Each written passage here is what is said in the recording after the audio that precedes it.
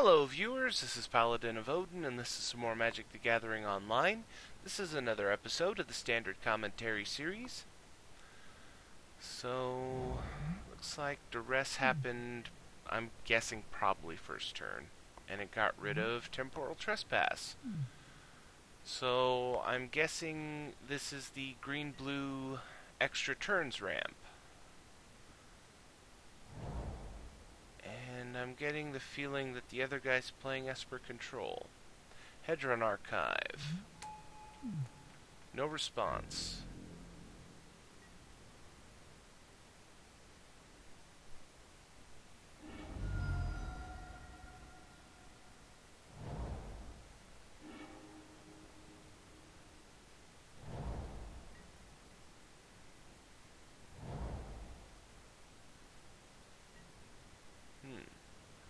Okay.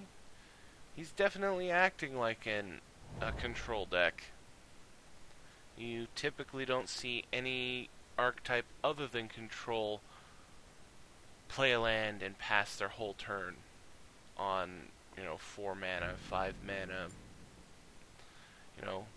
Every other archetype typically has something that they want to play. So, Blighted Woodland. Now, the extra turns ramp deck just did the same thing, but I know that in that deck there are some times when they're just waiting for the right card. Ooh, Silumgar, the Drifting Death. Okay, 3/7 flying hexproof, and whenever a dragon you control attacks, creatures defending player controls get -1/-1 until the end of turn.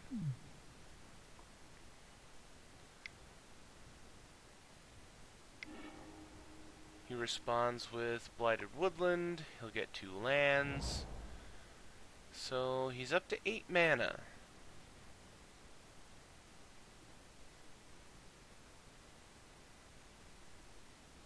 That's enough for an Ugin, if he's actually playing that.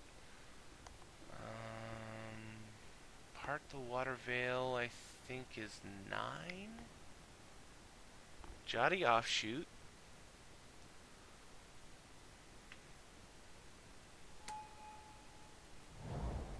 Plays a land, gains a life.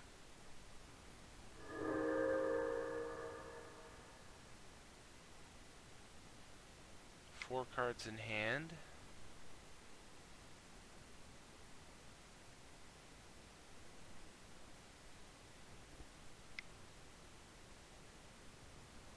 And this is renewal, so he'll get 3 lands, gain 7 life, so he'll gain a total of 10 life and go up to 31. And he has 12 mana available. I can't remember how much Part the Water Veil costs with Awaken, but I'm fairly certain that he has enough to do that.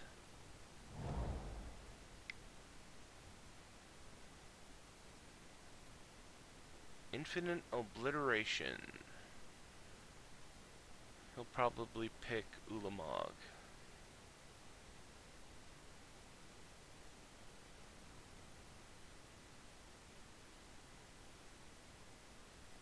Since it's pretty much the only guaranteed creature card in this guy's deck.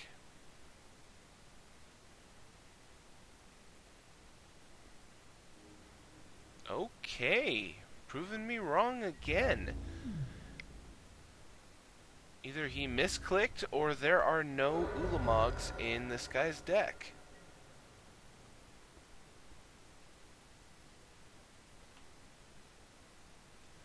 And delving Temporal Trespass or Treasure Cruise? Dig Through Time. That was going to be the next thing that I was going to guess.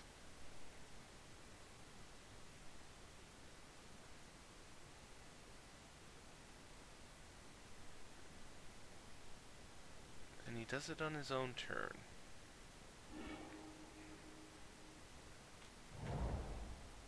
Plays a land. mana does he have available right now? 8.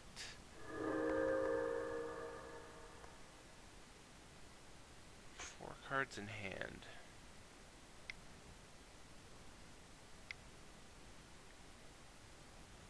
And this is renewal. That'll gain him another 10 life and get him 3 more land. So 36. And that's one of the things about decks like this, is they can put up their life totals to ridiculous amounts for one-on-one matches.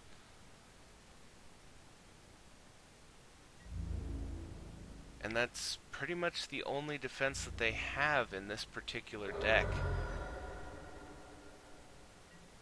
It's all about being able to stay alive long enough for you to be able to go, I'll take an extra turn, and then I'll take another one, and then I'll take another one, and all the while punching them in the face with the creatures you create.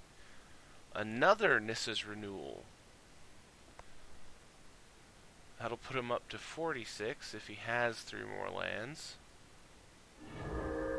Which he does.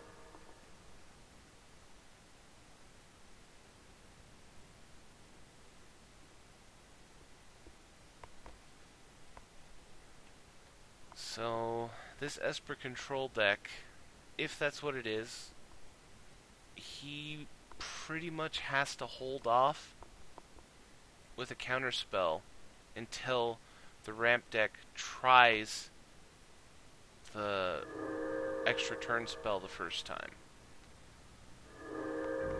And if he's lucky, he'll have 2 spells in case he's able to try it 2 times in the same turn.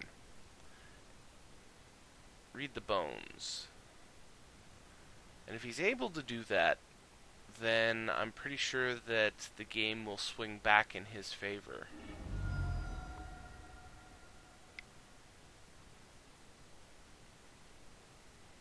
Transgress the Mind.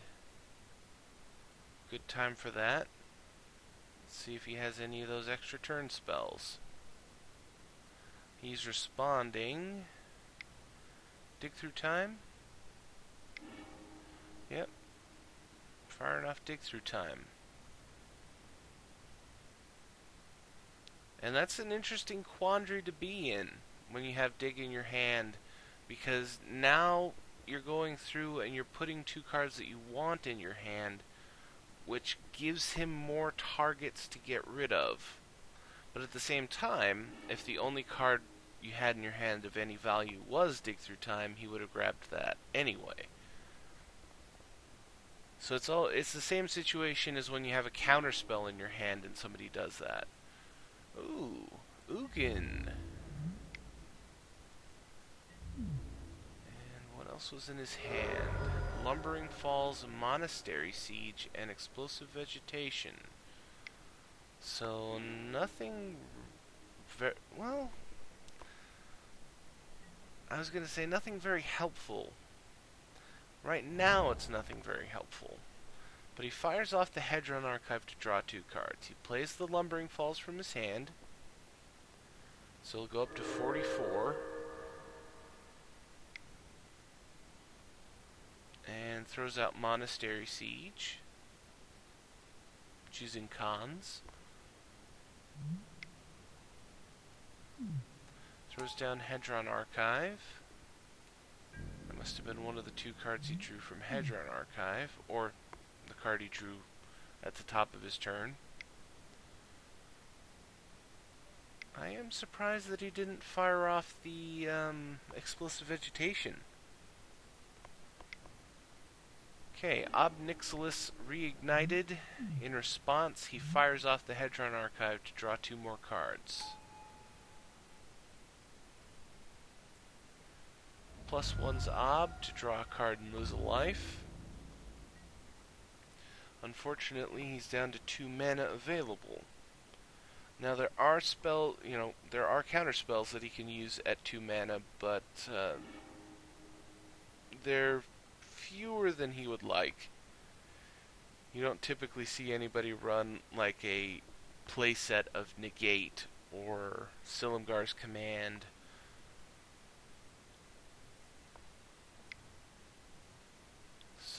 Is he going to try it here? 6 cards in hand.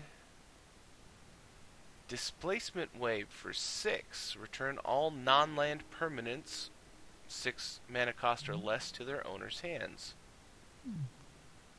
So Ob gets bounced, Silumgar gets bounced. Oh, Monastery Siege. Jotty Offshoot. Are you gonna throw him back out there? Blighted Woodland.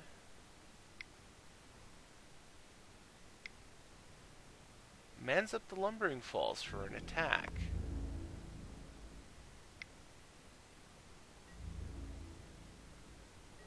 He gets through for 3, takes him down to 10. There's the Jotty Offshoot. 2 mana open. I don't think there's anything that he can play. Oh, Rattleclaw Mystic. So he's running Rattleclaw Mystic in this deck.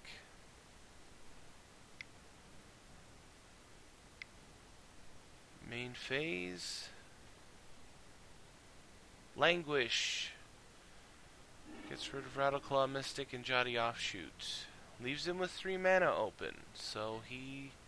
and 7 cards in hand, so I'm fairly certain he has a counterspell in his hand. The problem is for him that the ramp deck, I'm fairly certain that he is aware of that fact, and that he wants to hedge his bet so that he can try and bait out that counterspell so that he can get on with what he wants to do. But to do that, he needs more cards. He discarded Explosive Vegetation. Well, he discarded 2 Explosive Vegetations to the Monastery Siege. Mans up the Lumbering Falls. Now that's another viable strategy, is sitting back and just keep punching him with your manlands. You've got him down to 7 already. And it's not like he can target your Lumbering Falls.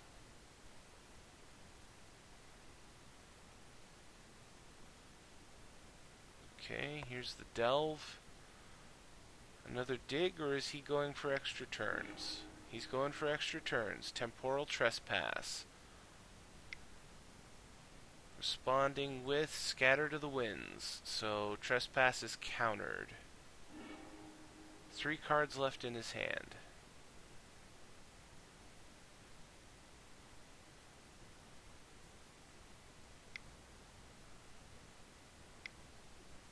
Ugin. I have to say, that's one hell of a good play. And draws. So he zaps him in the face for 3. He's down to 4. He's only got 1 white mana. He could get another with Polluted Delta. But I'm trying to think of all the things that he could use to kill Ugin. Ruinous Path would be ridiculously helpful right now.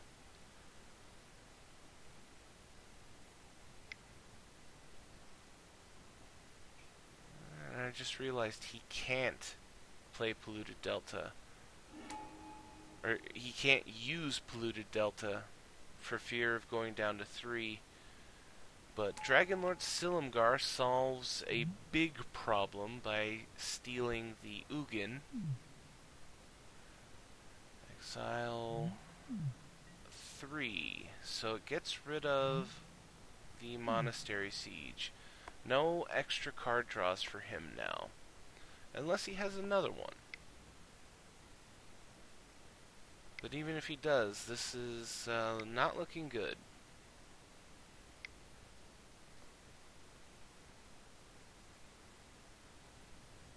Displacement Wave for 6. Okay. Well now. It bounced the Dragon Lord, got him back Ugin, he zaps him in the face, and he immediately concedes. Because he couldn't protect himself from the incoming attack from the Lumbering Falls. But that got down to the nitty-gritty. I am surprised we only saw a single counterspell from that control deck. It's quite odd.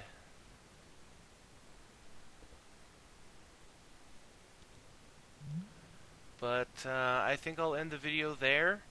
That was Blue-Green Ramp versus Esper Control. And if you liked what you saw, hit that like and subscribe button for me, and I'll see you in the next video.